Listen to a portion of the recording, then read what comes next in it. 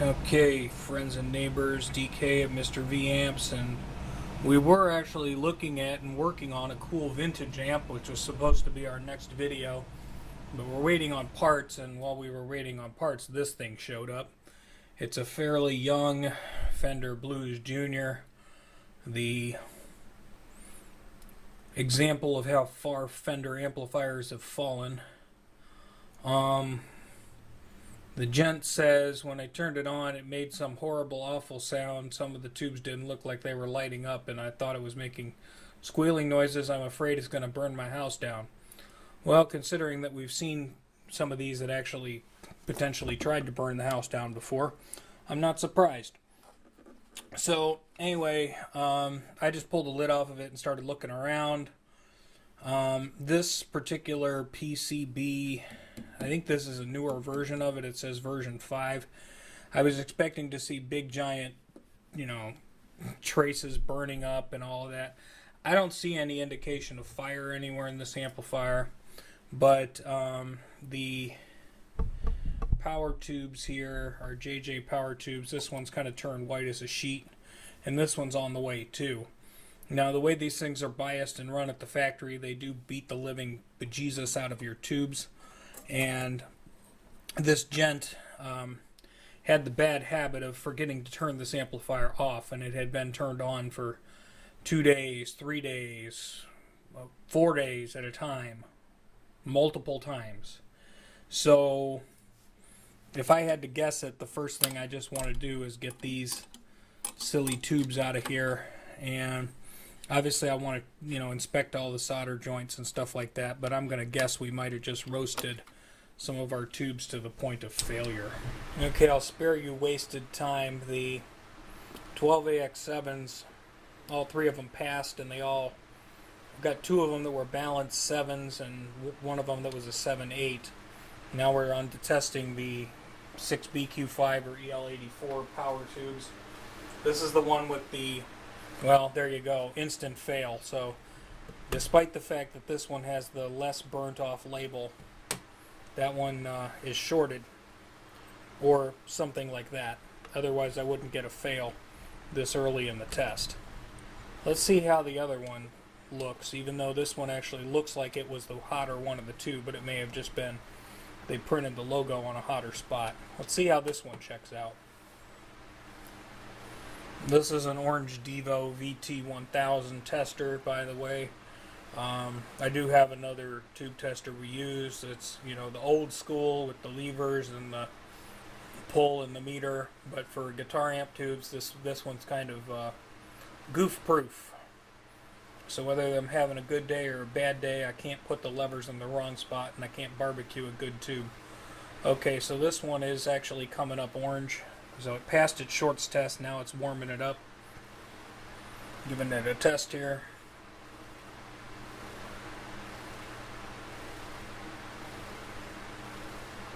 And somebody's sending me a text message.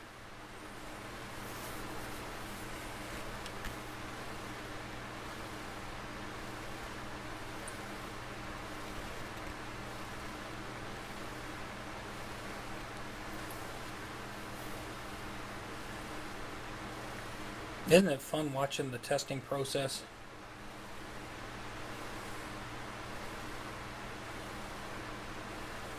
But this does all the steps that you would have to do manually, like warming the tube up and, testing its transconductance and emission and all of that kind of stuff.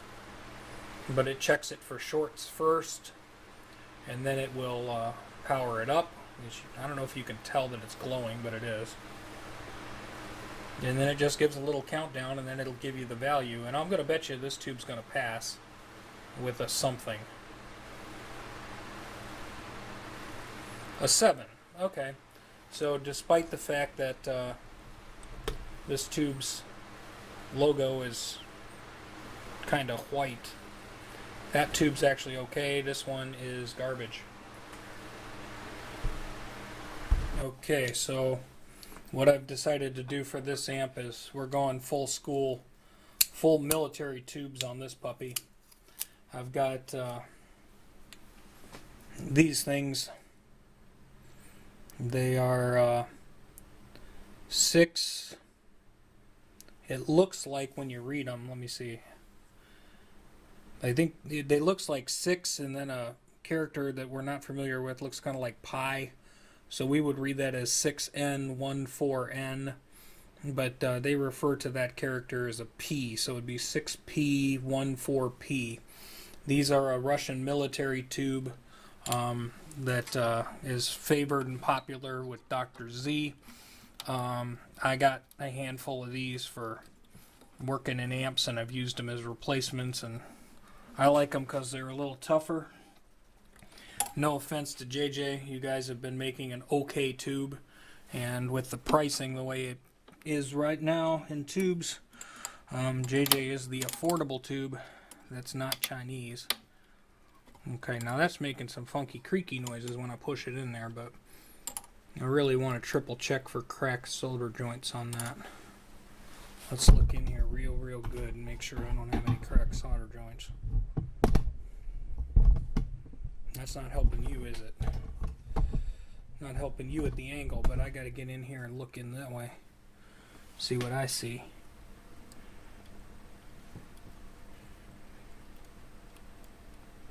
Nah, I think we're okay. That was just the board flexing and creaking. Alright. I guess we kick the tires and light the fires.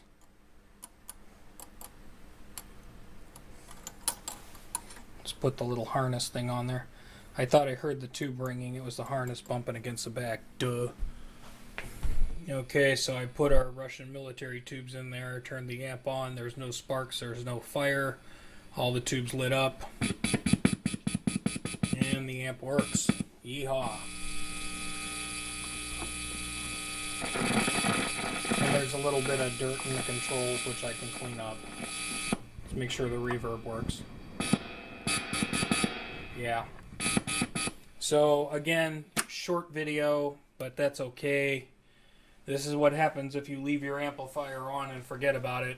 You will dramatically shorten the life of your power tubes, especially on an amp like this that runs the power tubes pretty darn hard. Now, by default, I'm sure probably some of the populace is going, DK, why don't you lower the bias in that amp and take it easier on the tubes? Because if I just by default do that, then I'm going to get this amp back again going, it doesn't sound like it used to, so I liked it. So unless somebody asks me to do that kind of thing, I ain't going to do it. My job is to make this thing work again. We did make it work again, and we had to replace the power tubes because only one tube survived. This one survived, but the other one died. This one actually, or no, I'm sorry, this is the one that died. This one died. The other one I put in the cabinet of used tubes was actually still in okay shape, so hooray. All right, peace. Bye.